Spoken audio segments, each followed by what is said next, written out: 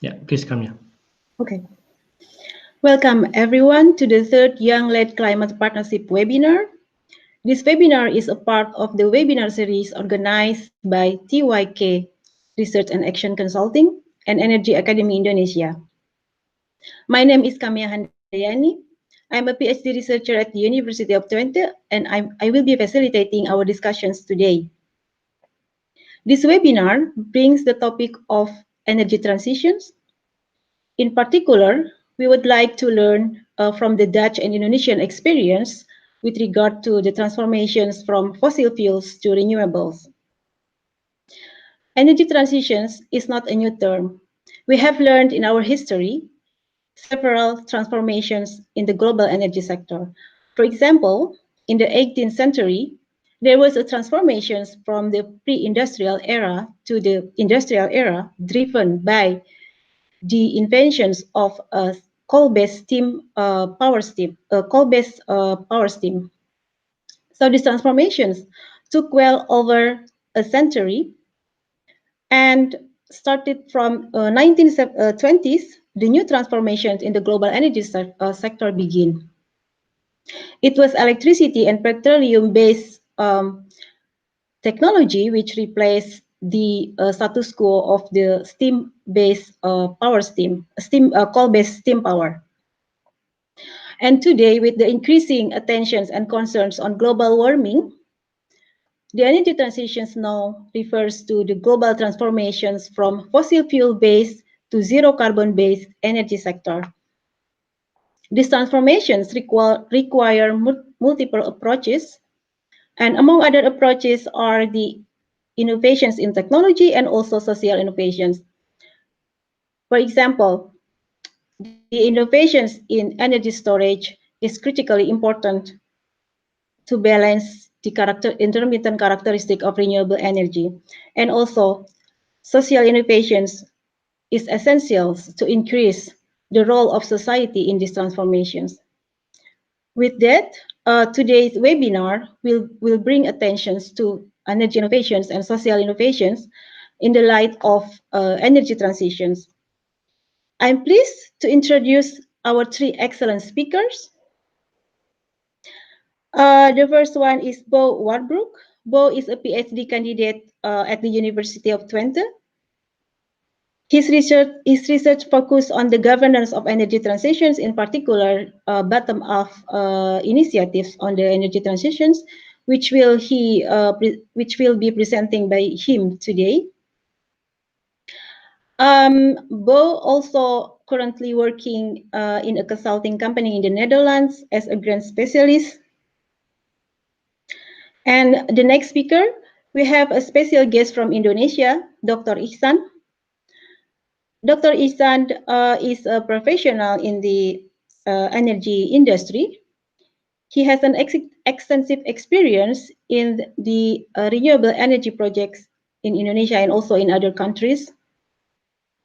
He has worked in this area for more than 15 years. And today he will be sharing with us about the implementations of bioenergy project in Indonesia. Our last speaker, but certainly not least, is Martijn Blom. Martijn is a PhD candidate at the University of Twente. His specialty is on the long-term storage for electricity, and therefore today he will be sharing with us about the implementations or about the current or the latest status of the energy storage. And now I would like to ask you to give your full attention to all the speakers' presentations, and please do help us developing our discussions by posting your comments, questions, and feedback through our YouTube chat box. It is located on the right side of your screen. And without further ado, I invite Bo to start his presentations. Bo, the floor is yours. Okay, thank you, Camilla. Here we go. So, as Camilla rightfully underscored, the energy transition is not only about technological innovations, but very much about social innovations as well. And in my presentation, I'd like to highlight what bottom-up action, so action by citizens, can mean for the energy transition as a more socially innovative process. So first of all, I'd like to set the scene against what backdrop these citizen initiatives sort of emerge and are booming, especially throughout Western Europe and the Netherlands in particular. How they can be considered social innovations as well, these local citizen initiatives. What's holding them back, because they're booming, but still their development shouldn't be taken for granted. And how we should go forward from here. And here I look really at the role of governments as well in that sense. So first of all, I'd like to bring you back a bit, some 30 years ago. We firstly started discussing about how we should take into account the future needs of next generations on a supranational scale. So this is more than 3 decades ago that we started thinking about how we should go about using natural resources. Fast forward, again, a couple of decades later, in the Paris Agreement, we're still trying to figure out the basics of how we go about staying within this 1.5 degrees global warming. So we're still discussing the very parameters and frameworks of this energy transition. And while we're discussing this, some nations are even pulling out of the Paris Agreement. But on the other hand, luckily, we see on the local level that a lot of action groups are sort of stepping up, and they decide to organize themselves and taking matters into their own hands, such as local governments, cities. And in my case, my research interest really goes into these local citizen action groups. So in the Netherlands, the situation is not that far from what we see on a supranational scale, that we have huge ambitions, but in terms of realizing our ambitions, we seem to be slacking, so to speak. Even the European Environmental Agency mentioned that the Netherlands will not achieve its targets for 2020 if we don't step our game up. So again, from the top down, we see a sort of a gridlock and a stall in the situation. But luckily, again, we see that from the bottom up, a lot of these local citizen groups are emerging throughout the Netherlands. And in the last couple of years, we really see a tremendous growth of these citizen groups. So what I'm trying to say here is that in terms of the energy transition, we cannot really rely on a single intervention from a supranational scale, but we have to look at different scales and from different perspectives as well. I argue that a large part of this energy transition also involves that society sort of steers along the lines of policy and development we'd like to go. So really deciding which transition path we're going to follow. And with all these different citizen groups like booming in the Netherlands and Western Europe, we see that their value doesn't just lie in that they generate energy or they save energy, but we also see that the income that they generate in these initiatives, it stays in the local economy. Furthermore, if you have a neighbor who's putting up solar panels on his roof, you're interested in what his business case is and why he or she decided to invest in solar panels. So we see that having energy in your local environment also fosters social acceptance of these technologies. So having that said, what do these citizen initiatives actually do? Well, to be frank, it doesn't only revolve around generating low carbon energy, but we can also see that, for instance, this small village of Reduzum, which is in the north of the Netherlands, back in the 90s, out of dissent with socio-economic and demographic decline, the community decided to take matters into their own hands and install a wind turbine in order to revitalize their village. So they could grant some money to the local music association and make sure that whatever facilities there was in the village, they kept it on the same level. So we see that renewable energy can serve social purposes as well. Other initiatives in the Netherlands, for example, is a large solar PV farm. So they differ in scale, and this specific project more involved really citizens wanting to make even their island sustainable and independent of fossil fuels. So what I'm trying to say here is that the energy transition can be considered a process of social innovation as well, in which citizens really can have a crucial role. And we can definitely see that in the Netherlands, there's a tendency of people that they like to be transparent about where their energy comes from, and they'd like to be more like they have an influential role on how they buy the energy, and even if they generate the energy themselves. In Indonesia, it's a different case. We in the Netherlands are a bit, I would say, we're in a lucky situation that whenever we put an electric device in the socket, we have energy. In Indonesia, we shouldn't take it for granted, and these citizen initiatives can mean that local communities can have their own energy supply. So we see that there's the energy transition can be considered a socially innovative process in the sense that we get human needs that were previously not satisfied. Nextly, we see that the energy transition can also foster changes in social relations. Where we previously were just consumers of energy, now we don't only consume energy, but also produce it. And in that sense, we have a more competitive position vis-a-vis the fossil fuel-based regime. Lastly, and the third dimension of social innovation is that it's also about that we increase the social political capability and access to resources. And as I just underscored in this example of this local rural village, you can use the income that you generate by generating renewable energy to boost your local economy. So you get access to other resources you previously didn't have. So what's exactly the problem? They seem to be booming throughout Western Europe. They seem to be doing well. Well, actually, that's not really the case. And this is where really the governance context kicks in. And in the Netherlands specifically, although we have a good infrastructure, still connecting these large solar PV farms or these small wind turbines to the grid can be a very costly process. Furthermore, because the Netherlands is a relatively small country, the spatial planning regime is not really geared to stimulating these renewable energy developments. So especially for wind turbines, these processes for spatial planning can be really lengthy and costly as well.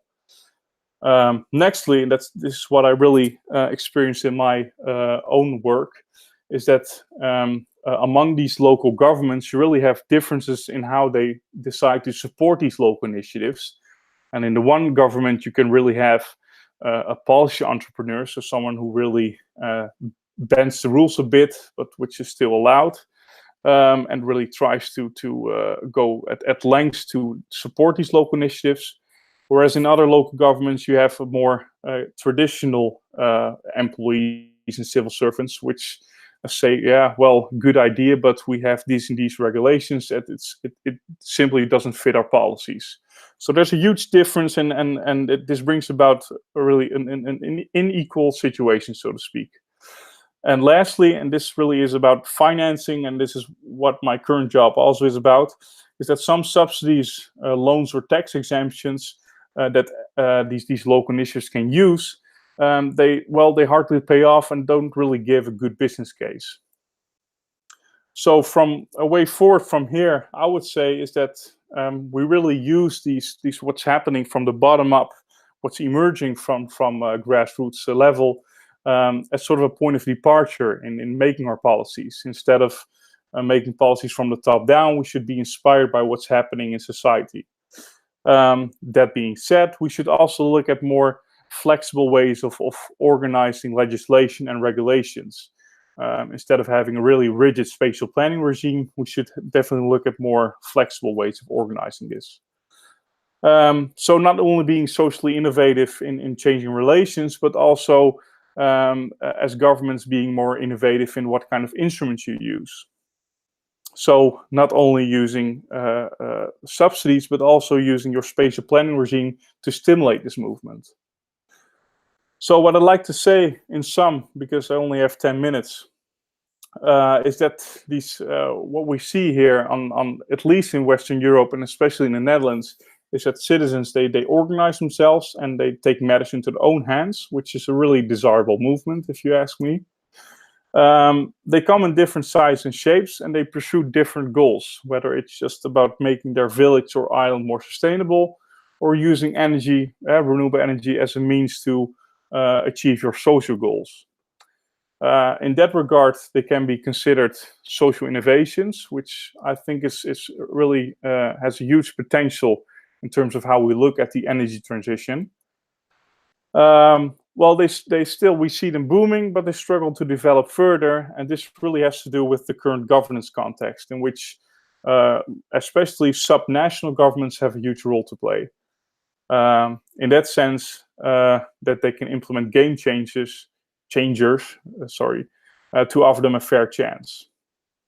So my last statement will be, dream big, but start small.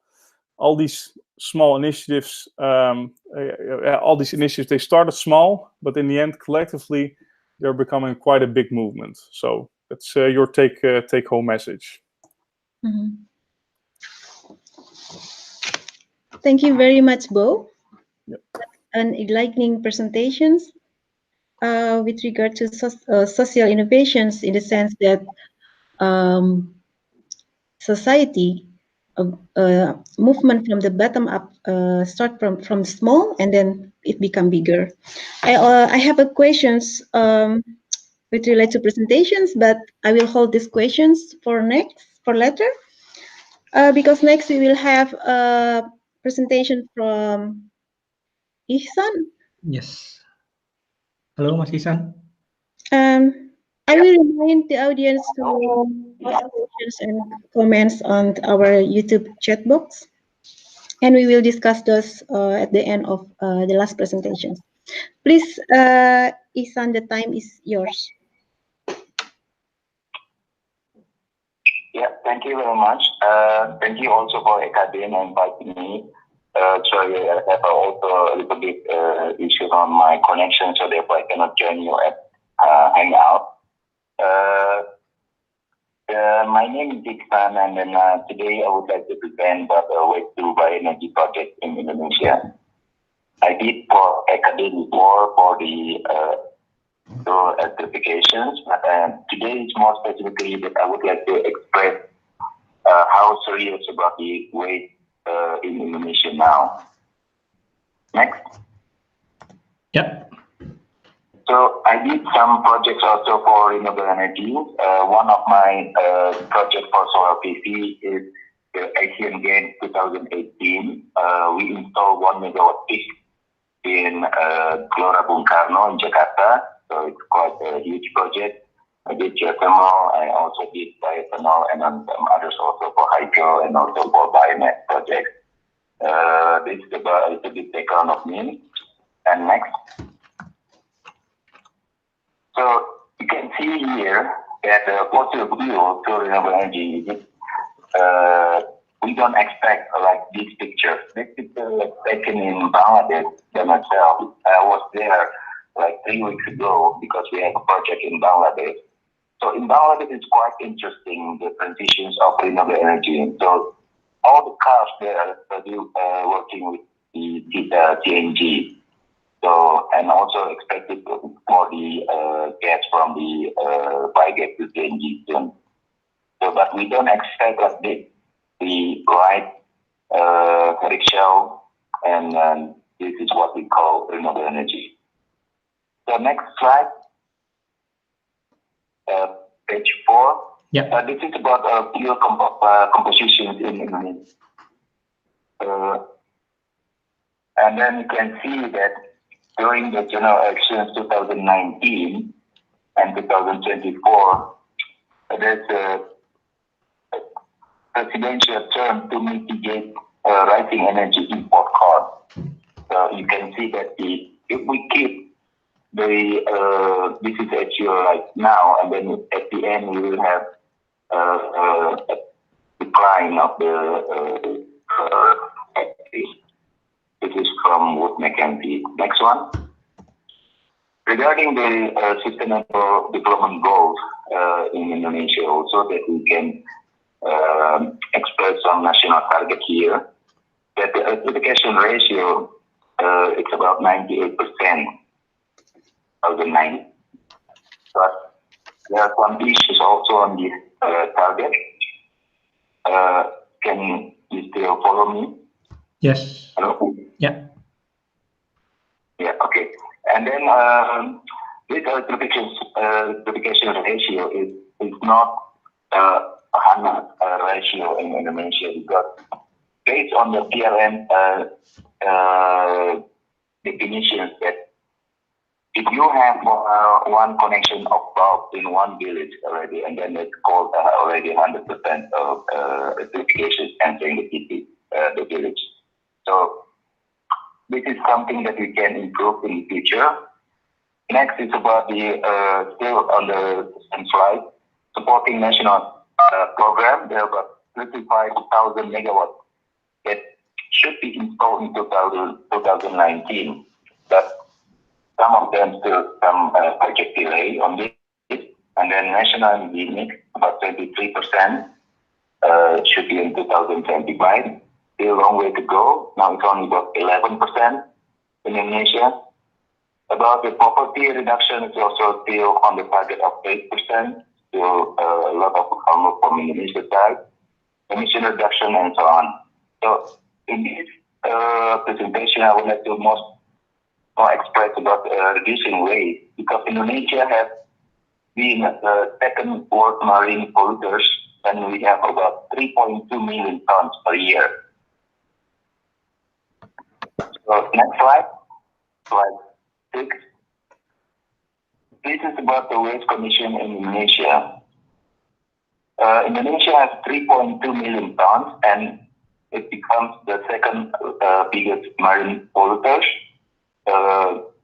One ranked below China, and also increasing by up 50%. So a lot of it. Next slide. Generally, if you see the regulations on renewable energy in Indonesia, there are a lot of regulations already, and some of them also a bit contradictory, and then also a little bit low on the progress of renewable energy, especially for the latest regulation from the Ministry of Energy, number 50 2017. Based on that, a lot of projects now is on hold because should be registered by PLN, which is the state-owned electricity company in Indonesia. Yeah, and also should be have following a long procedure than before. Next slide. You can see also here on the page 8 here, a lot of regulations based on waste. So it's already on track.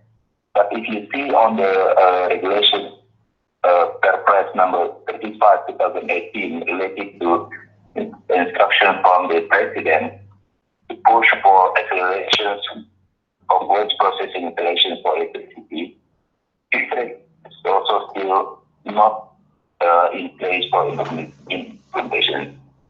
One of the reasons is because there is no regulation from Ministry of Finance yet, and also there is no regulations on the local government regulations. So without this, there are no tipping fee can be issued, and also some projects will be on hold. So what is the challenge and opportunities in Indonesia? Generally, from Indonesia's side, there are some regulations that it's over-regulated, and that makes also a lot of challenge on the implementations. Today, we just have a long discussion with GCF funding, a Green Climate Fund in Indonesia. They are also part of the Ministry of Finance task force. And then we also expressed our concern on the regulations. Since I'm also a part of the Indonesian Renewable Energy Society, we fight a lot to push the government and also for the funding to support us to implement the renewable energy in Indonesia. And then we also have a challenge on the investor side, because the rapid change of regulations make also a challenge for them to invest. And then also the build, operate own transport system makes it difficult for investment scheme. Because if you put, for example, that like a project in Bali that's now under bidding, it takes also difficult and also challenge on implementations, because the project developer has to own the land in Bali, which is very expensive price. And also some the price of the operational cost from the clearing side is also not very interesting in some areas, especially for waste. But also mentioned here that the TPP needs to perform from provincial power, and then PLN doesn't want to buy as the regulation from stated on 35/2018 from the President instruction. This is because of PLN cannot accept more than 8%, more than 8 cents per kilowatt hour of the price, while in the regulation from President it's about 13.65 if I'm not wrong per kilowatt hour. So there are some gaps there. Who will fund this gap? We expect that the Ministry of Finance can issue the regulations to support the subsidy for the remaining of the cost. Next. If you see also that despite all of the challenge that we have, we also have opportunity in Indonesia. Indonesia is like a Middle East for the biomass. You can see that a lot of biomass can easily grow in Indonesia. And also a lot of waste, for example, like from a palm oil meal waste, we have more than 700 palm oil meal in Indonesia now. And then it can turn out to be not only for biodiesel, but also for fatty acid ester, and then you can extract it for chemical components and so on. So a lot of opportunities on that.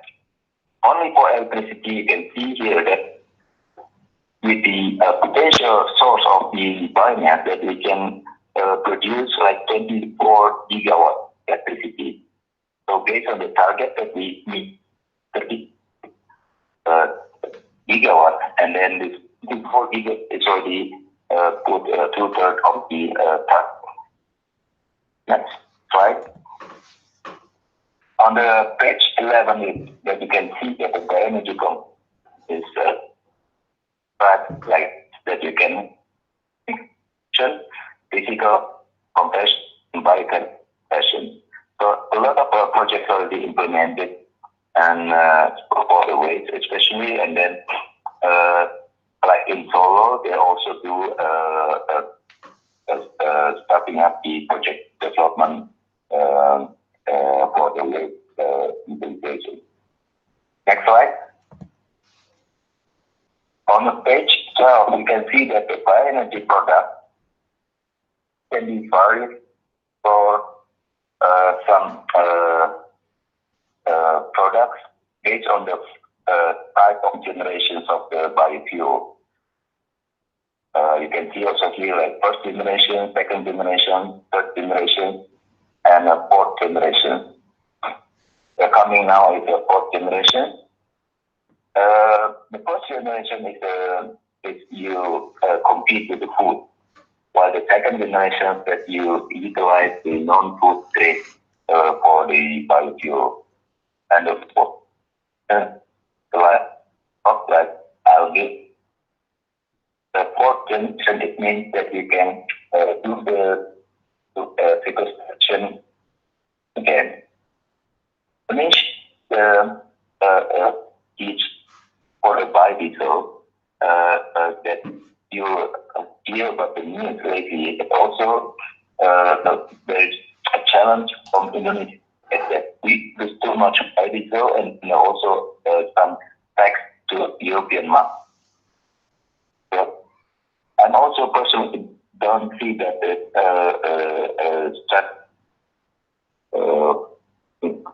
by the first station side, because we looking at a new waste to plan, we can use from some metal we can use to replace the diesel replacement, for example. And the other one we can do is biogas, biochar, wood pellet, bioethanol, bio-oil, biodiesel, biofuel, biochemical, and biofertilizer. So a lot of things that we can produce from the waste, basically, and then you can use it for the replacing of the chemicals or fossil fuels. Slide 13, next. This is an example of one of my projects. That the first biogas from palm oil mill effluent, which is the waste from palm oil mill that produced for electricity, with location in Riau province, and then this 2 gigawatt electricity and 5 Ministry of Energy. So the first one. Hello, Mas Isan. Hello. I will try to connect again with him.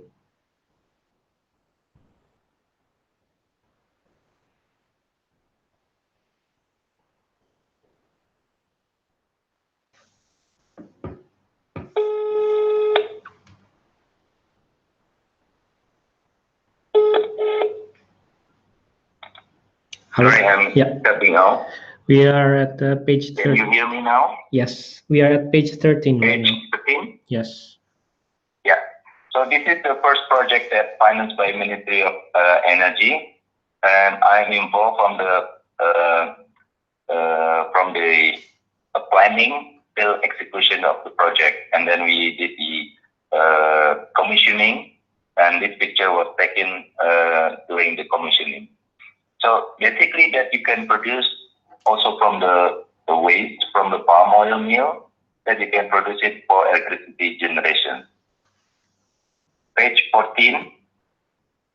So in page 14, this is we are doing now also the project converting the manure for CNG, and the location is in the West Java. So there are a big farm, cattle, and then they have about 24,000 cattle there, and then you can convert the manure for CNG. This project is on progress now. So we did the feasibility study, and then we would like to do for the construction. The next one is page 15. You can also convert the waste from like municipal solid waste, and also from waste from industries and so on, for diesel replacement. So this is not a biodiesel, but its characteristic is a diesel like Euro 5 in Europe. So we are on progress now. We find a good partner from Germany, and then we are doing the project development for the waste to diesel at this moment.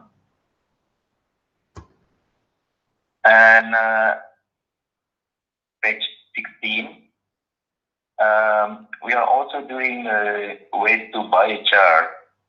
This machine is invented by Indonesian, and then this Dr. Ishani, and then is the inventor that patented this invention in Malaysia. So Indonesia have a carbonizer machine that working already 24 hours in Bantar Gebang. That the product of this carbon machine is for biopesticide, liquid carbon fertilizer or EC2O, and biocarbon. The biocarbon it can be used for biofertilizer and construction material. So I'm advising a state-owned company now to push for this project, and we are on the progress for this. And today I just have a discussion also to use these machines in Suriname. So it's a big opportunity also there. Next is the last slide. I do hope that Indonesia can be the world sources of biomass, like fossil fuel for the Middle East. Thank you very much for your time and attention. Thank you, Isat, for your interesting presentation. Yes, I already see from your presentation there is similarities with there is an issue that is similar with what have been pointed out by Bo, but we will discuss it later. For now, we will proceed with presentations from Martijn. Please, Martijn, the floor is yours. Yes, thank you, Kamia. Let me just turn on the screen sharing.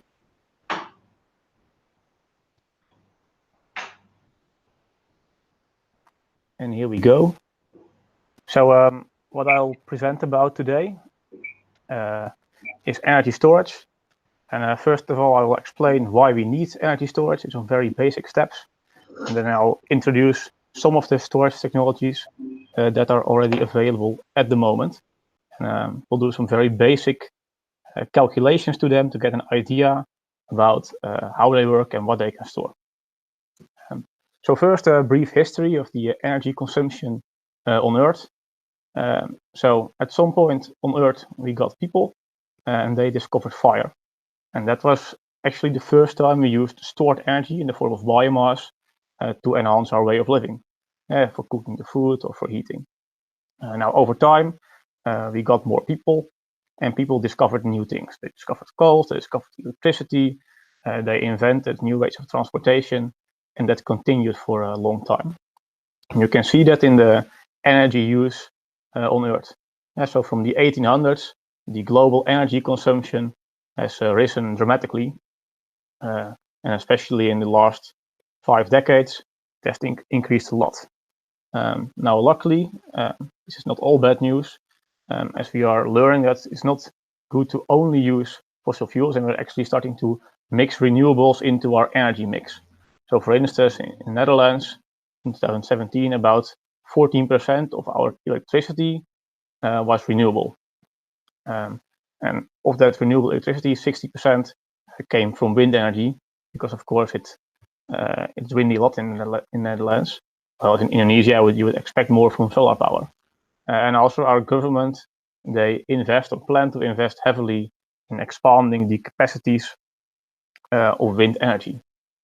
Now, when we take a look at this simple wind turbine, we basically buy the thing and then we blow at it and it starts generating electricity. However, the wind that generates electricity is not constant. There are days when you have more wind, days with less wind, and days without wind. And so also the output power from these wind turbines is not constant. Now what we can do is we can sum the total output power of all wind turbines in the Netherlands, and we can express that in a power during a certain day of the year. In this case, it was the year 2017. And what we can see is that at some points we have very high peaks, where it's apparently very windy, but there are also periods at which there is almost no wind power production because, well, there is no wind. And of course, if we make a energy mix that contains a lot of this wind energy, this will be a problem, because during these low wind periods, we will have problems in supplying the energy that we need. And so we can sort of simplify this graph on the right and show it as an average power from wind per week.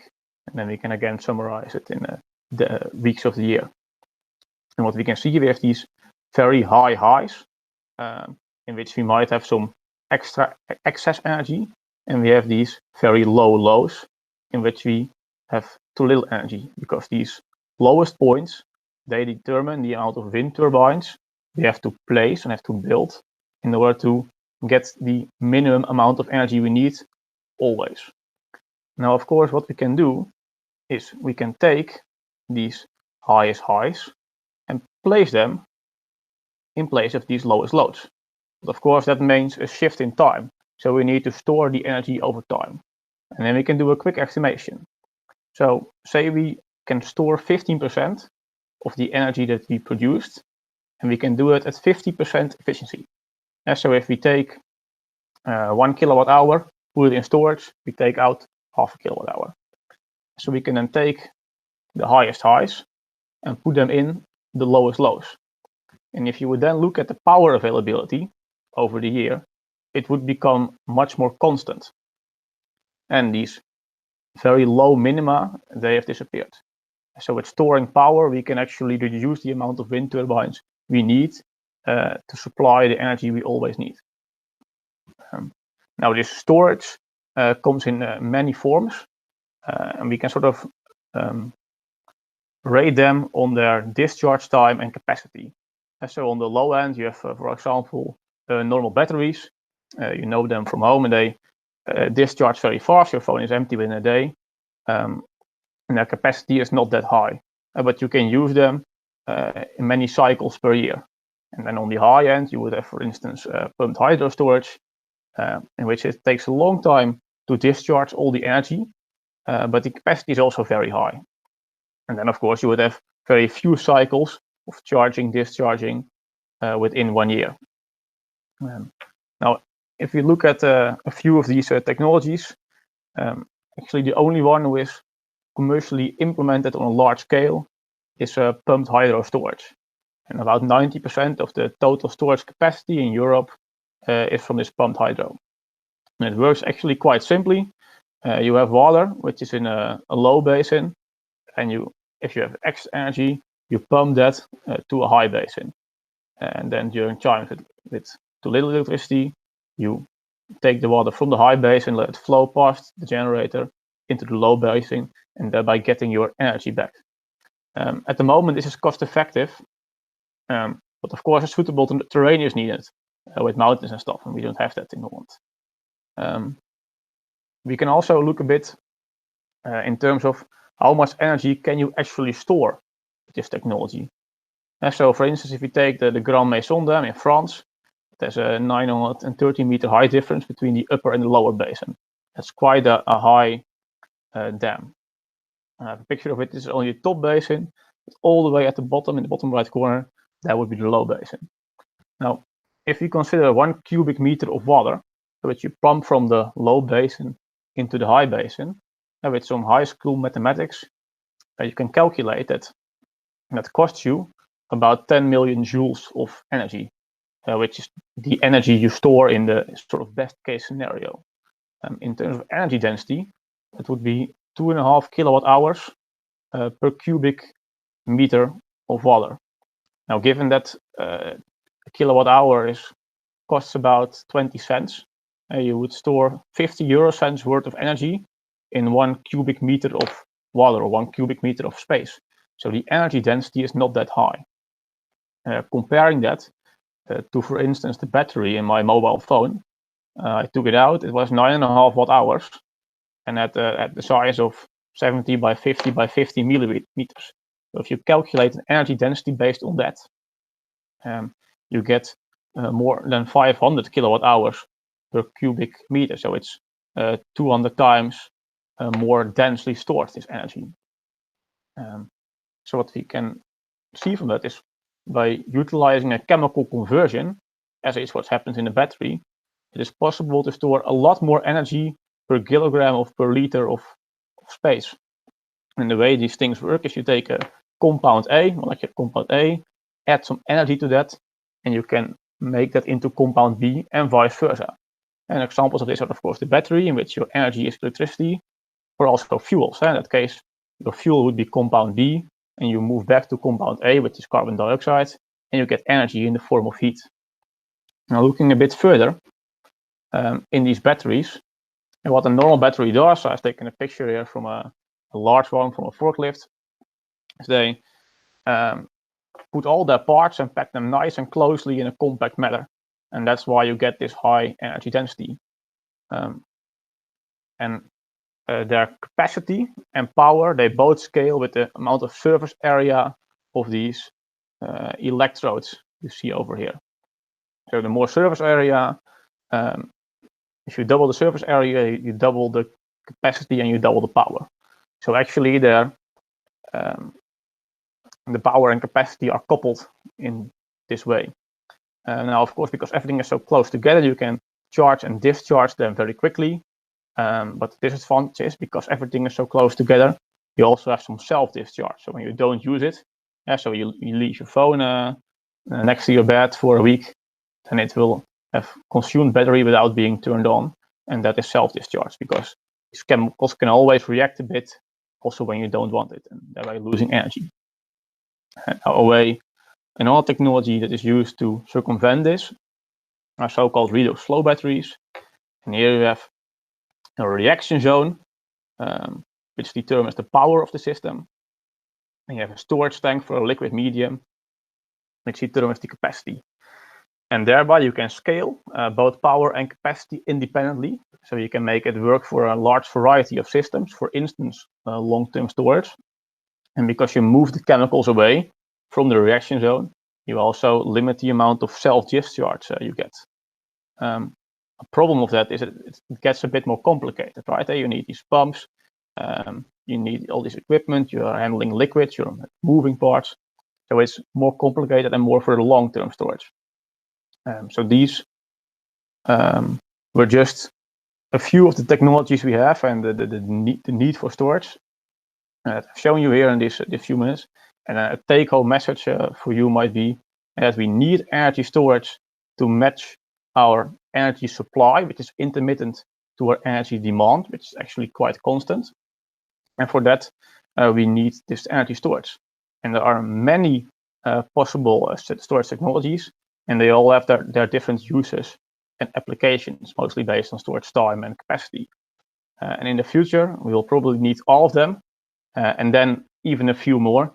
So there's a nice challenge for you and also me, the young climate engineers or developers, to make this happen. So with that, I would like to thank you a lot for your attention. And if there's any questions, please don't hesitate to ask them. Mm-hmm. Thank you very much, Martijn. It was a very interesting presentation. It's although it is technical, but you presented it in a way that it can be understood. So I can see there is already a questions from our YouTube chat box. I think it's more on clarifications. I don't know if Ihsan is still here with us. Hello.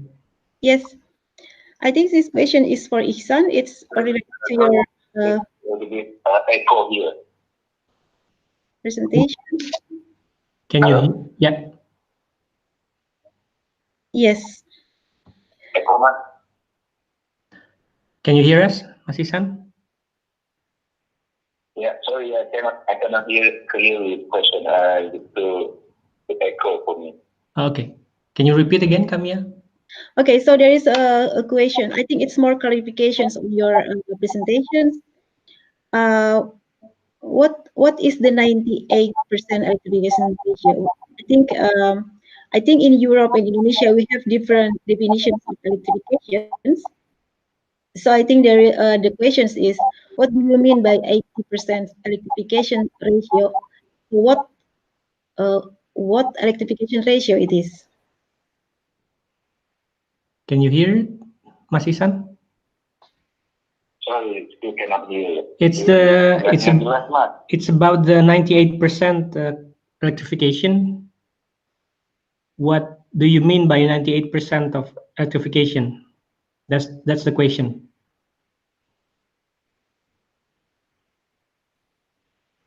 Hello? Go. Call lagi aja, Mas. Okay, I will try to call you again.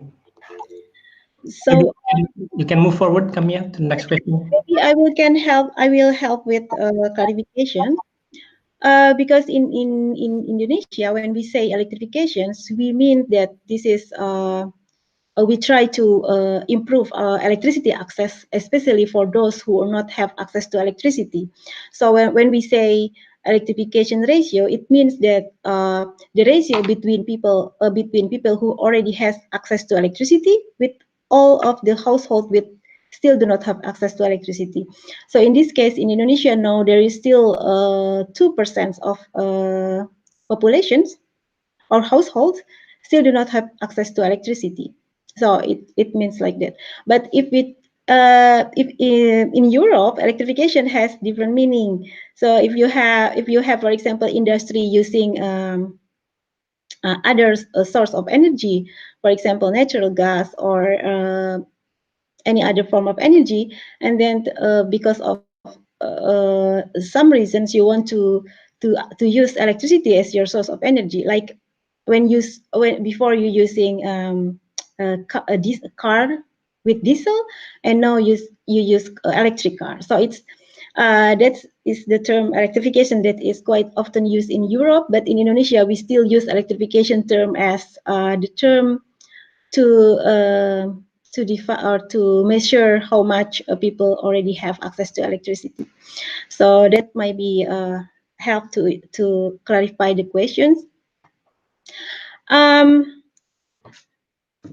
There are also questions from the YouTube chat box, but first I want to comment on presentations from Bo and from Ihsan.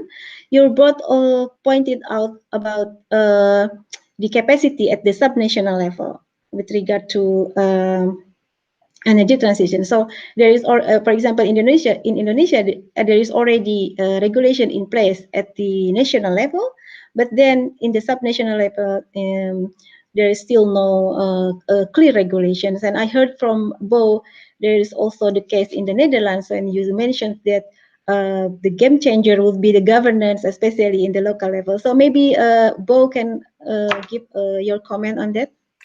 Yeah, definitely. And perhaps because I noticed in Ihsan's presentation that local governments even have a sort of that national government is more ambitious than local governments, or that they clash somehow.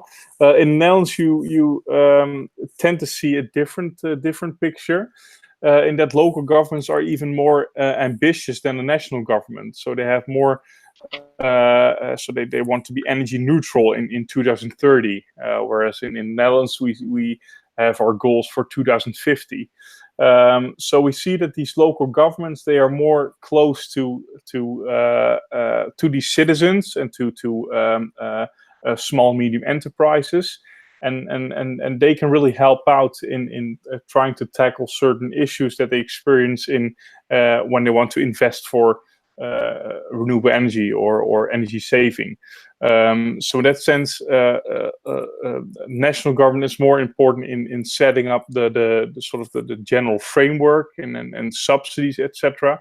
But local governments can really sort of lower certain thresholds and see if they can support local parties in different ways. So in the Netherlands, you really see that these local governments can have a big role, and there's a tendency that they're more ambitious than the national government. So clear. Yeah. Thank you for your explanations. So now I'm going to read questions from our YouTube chat box.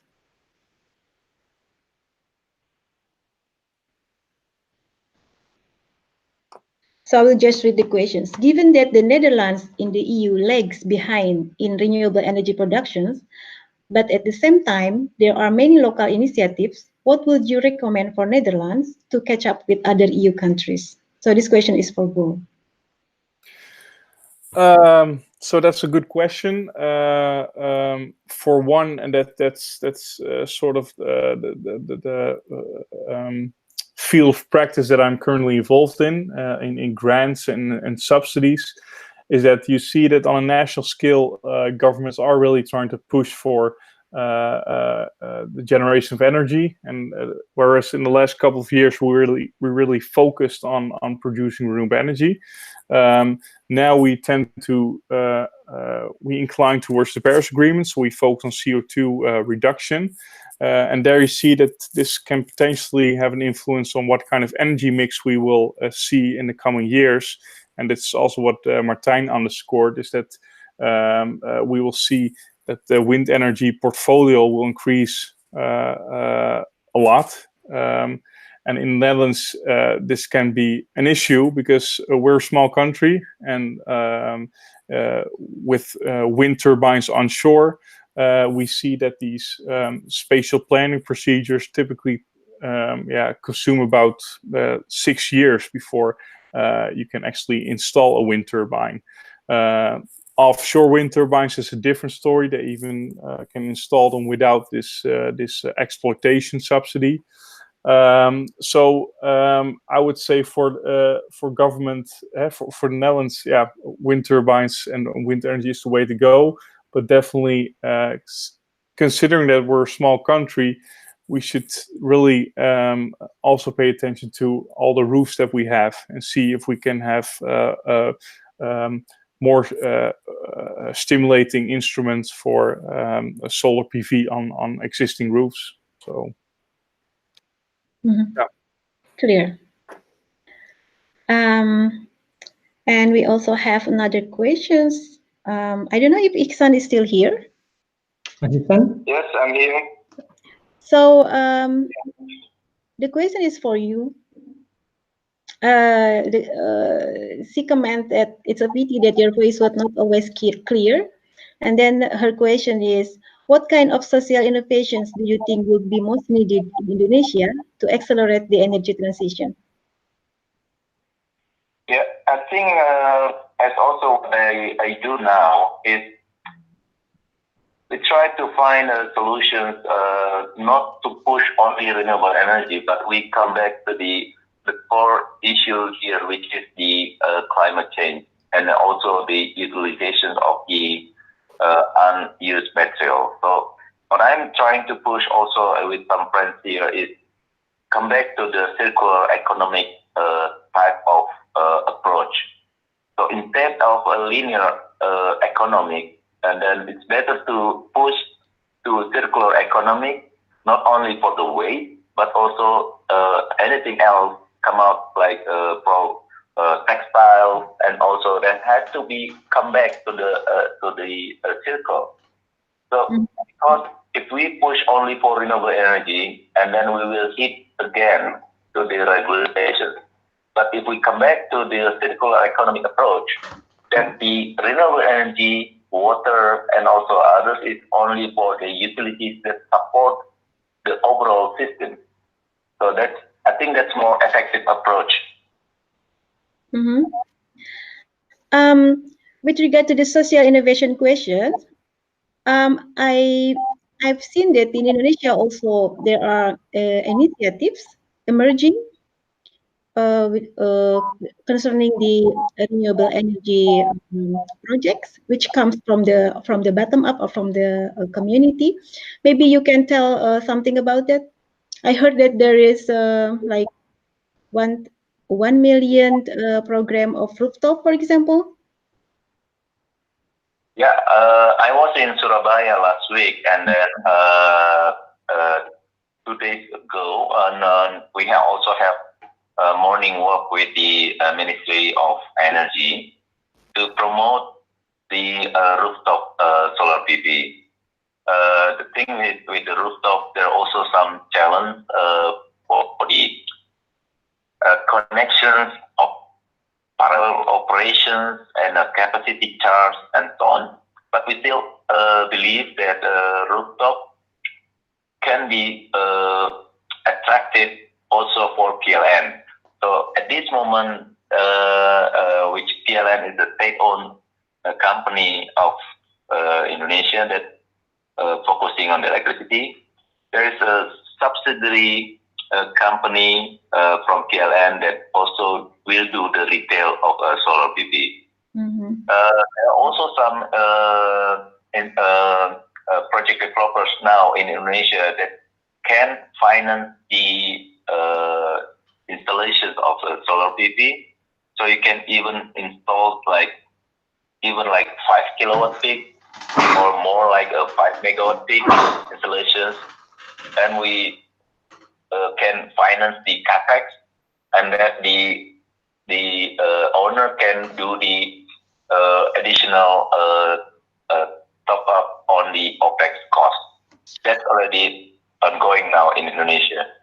And also, there are also not only for solar PV, there are also some other development in Indonesia, electricity motorcycle, and also installations of the charging system, EV charging. And then I think that's interesting to focus not only for biodiesel that we are in the palm oil sector, but also we are distribute the risk on other technologies. Thank you, Isan. There is another question. I hear that studies on ammonia as the new energy factor, replacing natural gas. Are quite... Yes, this is question for Paul.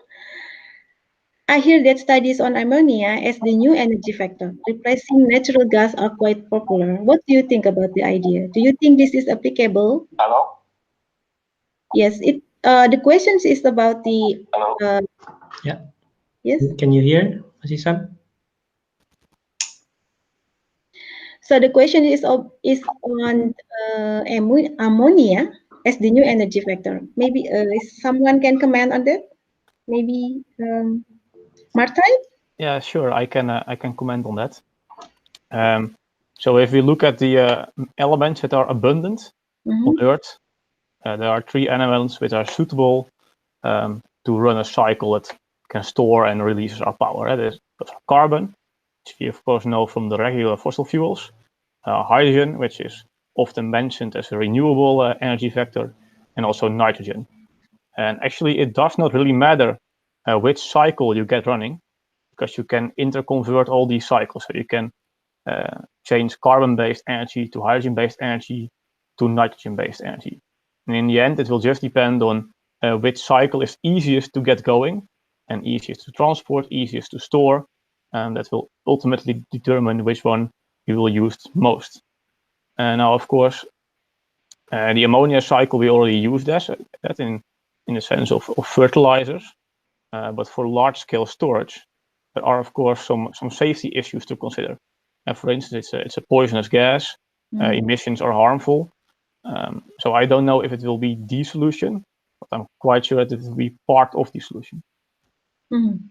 Clear. Thank you for your comment, Martijn. We are running out of time, but I would like to use maybe another 2 minutes to ask final questions for all of you. It's more on a closing statement from you, because this platform is for not particularly for young, but of course it's platform for everyone. But as the young who work on the energy transitions, what would be your message for the young generations? How can they play a role, a significant role on this transformation pathway from fossil fuel to renewable? Maybe start with Martijn. Yeah, what I would say, I think that on a technology level, we can get our systems working and running in a manner that is sufficient to go sustainable. But it's a matter of people willing to make the change happen. And so on the one hand, you have the governments, as Bo also said, but also people as persons. And we should get used to the idea that something is changing. And we now have the chance to make a choice to either be part of the problem or to help find a solution. So if someone asks you, can I place a wind turbine in your backyard? Don't say, no, it ruins my view. Say, yes, it will help me get a nice future for myself and my kids. Oh, what a powerful message. Thank you, Martijn. And Bo? Yeah, I can definitely underscore what Martijn just mentioned, and it was also in the last slide of my presentation, and this is really what we see in all these small citizen initiatives. If you start small, it may seem futile or that you don't really add something to this energy transition. But as long as you add up all these small gestures, all these small actions, all these small initiatives, they can really make a difference. And especially when you organize yourself in your village or in the street that you live in, your neighbor has a bigger effect on you than your local mayor, for example. So by organizing yourself, and also by trying to convince your neighbors about the benefits of renewable energy, etc., I think you have a bigger impact than if you just sit and wait to see if the government does something for you. So yeah, start small and then definitely dream big, because we can achieve a lot if we just put our shoulders underneath it. So not it. Start small, dream big. And Ihsan, you have the take-home message for the young? Yeah, I think in Indonesia we have a different approach for young people, because Indonesia now have some startups also for renewable energy, and I did also some mentoring for some startups. So the youngsters, they are more into renewable energy, especially for solar PV, make a marketplace for the solar PV, for example, and also for the biofuel, biogas, and so on. So they try already to enter the market, and they already think about what kind of technology that can be give support for this sector. So I'm very happy with that development, and hopefully they can do a lot in the future. But I also do expect that it will be more startups, not only on the digital base, not only for marketplace, but also for the technology provider and so on. Mm-hmm. Okay, so with that last comment from Ihsan, I would like to close this webinar. I would like to thank to all the speakers and also the organizer, the TYK Research and Action Consulting and Energy Academy Indonesia, for organizing this webinar, and also for all participants that already participated today in this webinar. And I would like to also bring your attentions to our next webinar, which will be held in 21st of August, highlighting the topic of interlinkage between climate change and sustainable development goals, which will be led by Anissa Trianti. So thank you very much.